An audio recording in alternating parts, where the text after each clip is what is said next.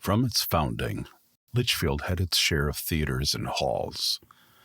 But changes in the movie industry were set off in 1927 when Warner Brothers released its first talkie, The Jazz Singer, starring singer Al Jolson. It would take 2 years before the talkies made it to Litchfield. Small-town theaters only needed a room for seating, a screen, and a projection room. Now technology became expensive. A number of theaters, doomed by the initial costs involved in sound conversion, went out of business. In November 1929, the Schnee family, owners of the unique theater near the corner of Depot and Sibley Avenues, installed sound equipment, opening the theater with The Rainbow Man. In the 1930s, as silent films disappeared from the screen, the Great Depression slowed box office sales, and radio stations introduced popular programs like Fibber McGee and Molly, Burns and Allen, and Amos and Andy. The answer was to create a picture palace with atmospherics that would transport its patrons away from everyday life and offer a setting vastly different from the mundane experience of sitting around the living room listening to a radio. In 1936, the Schnees decided to build a new theater and turned to the Minneapolis architectural firm of Liebenberg and Kaplan, noted for designing more than 200 motion picture theaters in the upper Midwest.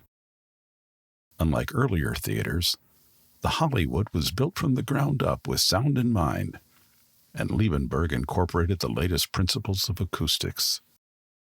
Just as importantly, the architect brought the Art Deco style of architecture to downtown Litchfield, with a sleek exterior and the striking marquee that lit up the night sky. Inside, air conditioning kept patrons cool on hot summer days. On opening day, the Litchfield Independent reported, "When local theatergoers step into Litchfield's new Hollywood Theater Tuesday evening for the opening of this grand new house, they will step ahead of the entire state in film enjoyment. In excellence of film, in pleasing effect of its ultra-modern designing and luxurious comfort, the new Hollywood is unsurpassed between the Twin Cities and Fargo."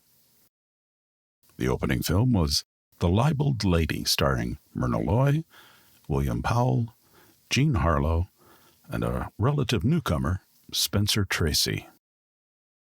This was the golden age of movies, when moviegoing was the most popular, and people spent more on moviegoing than any other form of recreation.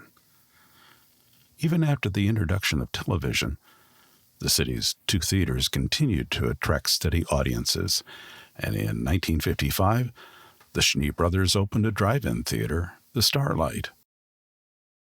Although the Unique was torn down in 1996, more than 80 years after its opening, the Hollywood still draws audiences to its picture palace.